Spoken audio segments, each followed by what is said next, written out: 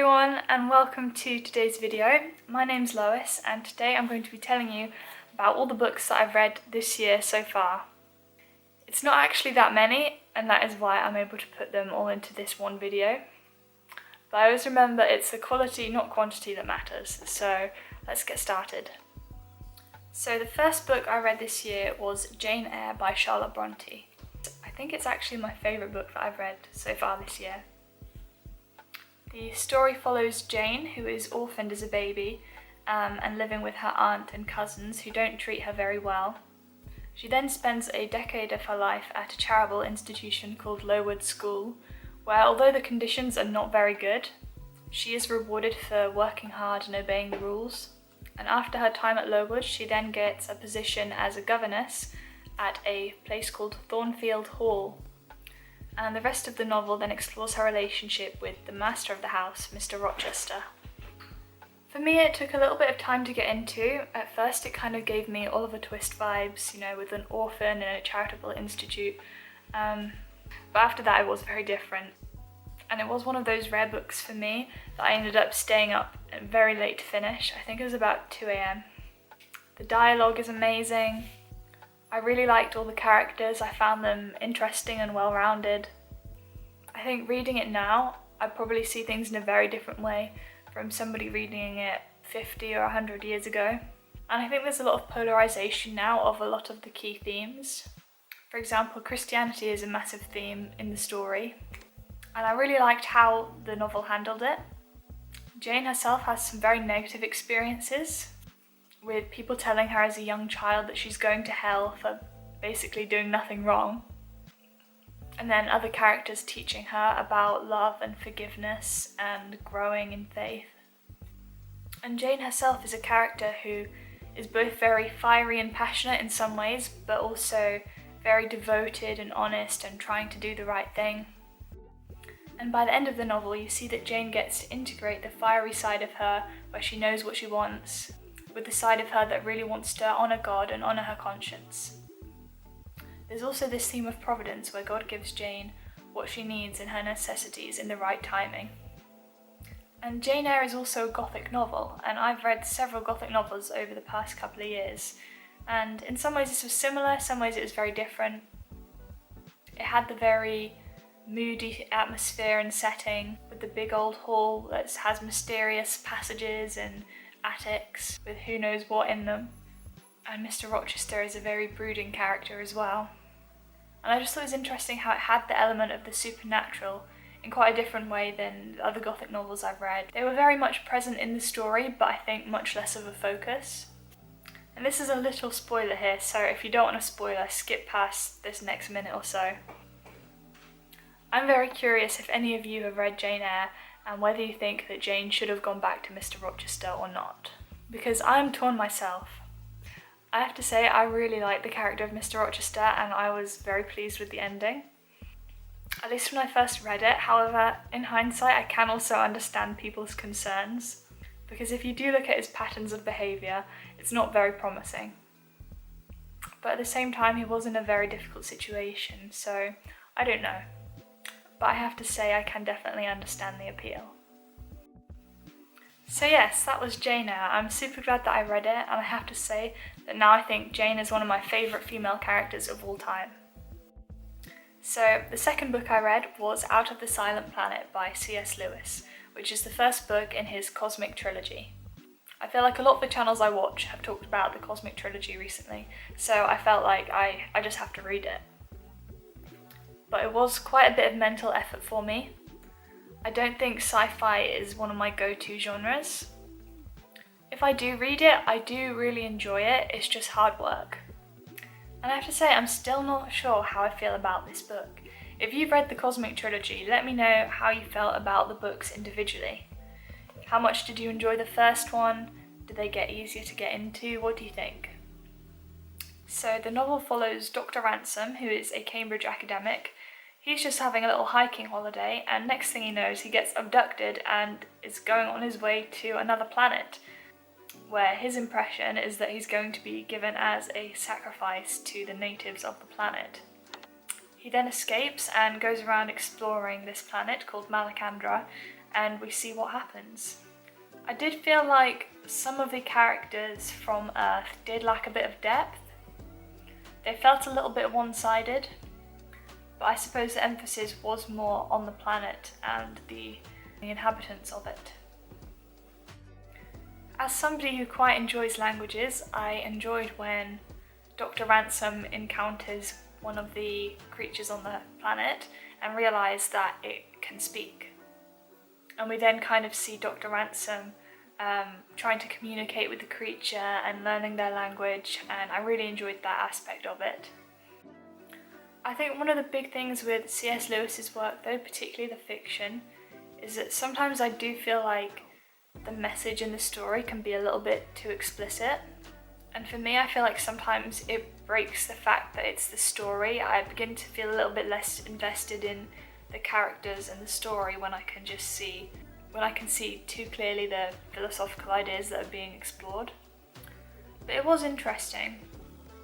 It seemed like the planet and the characters on it were almost like without sin.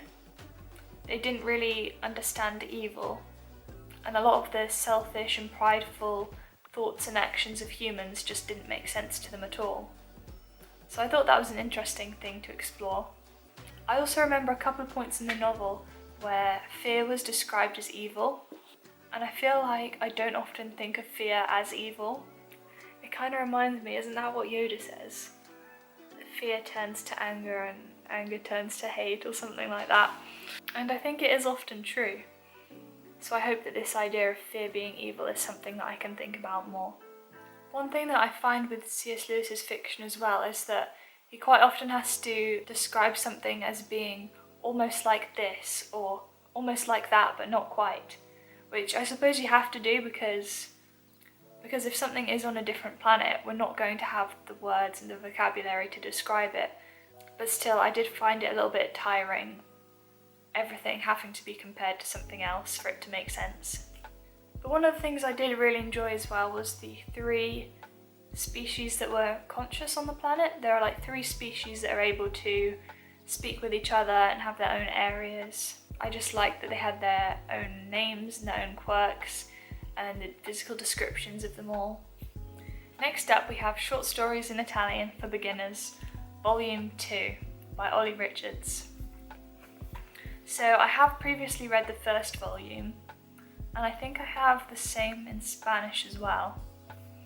And this has taken me over a year to read, so I'm glad that I finally finished it, although I do feel like this is the kind of book that you need to go back to. So yeah, I've been learning Italian for a little while, and it's interesting to try and read stories and gauge your level of comprehension in another language, sometimes finding out that it's good or maybe not as good as you thought it was. So there are several stories in here. Each of them is 3 chapters long, and at the end of each chapter you have a short summary, also in Italian, a list of new vocabulary, and then you have about 5 or so multiple choice questions to see if you understood what happened. And I did pretty well. I think I got about 85% of the questions right. But in this volume, more so than the first one, the endings were a bit weird. Like the first 2 chapters, it was pretty chill, but then always on the last page of the last chapter, there would be some twist that I just did not see coming, and I thought, how on earth did that happen? And maybe some of it would have been more obvious if I'd had better comprehension, but some of them were just completely out of the blue. But I also think because it's a bit more challenging, obviously, to read in a different language, I found it tempting just to put the book down and not pick it up again for sometimes weeks at a time, and then I'd get back to the next chapter and be like, what is going on? What just happened? So I think it requires a bit more discipline than I had. And I may have to go over it because there's no way I'm going to remember all the new vocabulary that was in here. I also found reading out loud quite helpful, and I learned that I'd been pronouncing a couple of things wrong, so at least I'm corrected now. But yeah, each story has a little picture at the beginning. As I said, a summary, vocab, and multiple choice with the answers at the back. So if you're learning a language, I would really recommend picking up one of the books in the short stories series. The final book I have to show you today, which I finished just a couple of days ago, is The Murder at the Vicarage by Agatha Christie. Now, this is the first Agatha Christie book that I've read, and this was just a really fun one for me. I found it on a bookshelf. I'm pretty sure my mum got it for Christmas or something. And quite early on, I was just gripped. Perhaps I'll read the blurb for you. Nobody likes Colonel Prothero, so when he's found dead in the vicarage study, there's no absence of suspects in the seemingly peaceful village of St. Mary Mead. In fact, Miss Marple can think of at least 7. As gossip abounds in the parlours and kitchens of the parish, everyone becomes an amateur detective. The police dismiss her as a prying busybody, but only the ingenious Jane Marple can uncover the truth. So this is actually the first story with Miss Marple in. And it was interesting because although it's one of the famous Miss Marple stories, the point of view is from the vicar of the village, and he more just has like occasional meetings with Miss Marple where they discuss things. Although it is Miss Marple who does ultimately solve the case. But yes, there's some red herrings in there. There are quite a lot of characters, so sometimes I was getting a little bit mixed up by some of the women in the story. It's miss this person, miss that person. Whereas I feel like some of the men were a little bit more distinctive, maybe because of their different jobs. Because there's the vicar, a constable, an inspector, a doctor. I found it a little bit easier to differentiate them. But I thought they all had interesting and different personalities. Because it was just set in an English village, I found it quite easily to visualise. There wasn't the massive effort of trying to imagine a different planet like I found with the C.S. Lewis book. It was quite a light read. There was a lot of dialogue rather than a lot of description, so I found it quite quick to get through. I think with crime stories, I suppose it's a bit more difficult to think of things like themes. But it did get me thinking about how there's quite a few stories where a vicar is like kind of the detective. I know you have the Father Brown books by G.K. Chesterton, and I guess it made me think, why is that? But I suppose in the past, maybe less so unfortunately than it is in the present, the church was at the centre of the community. People would attend the church regularly, the vicar would go around and would know everybody and go and do visits.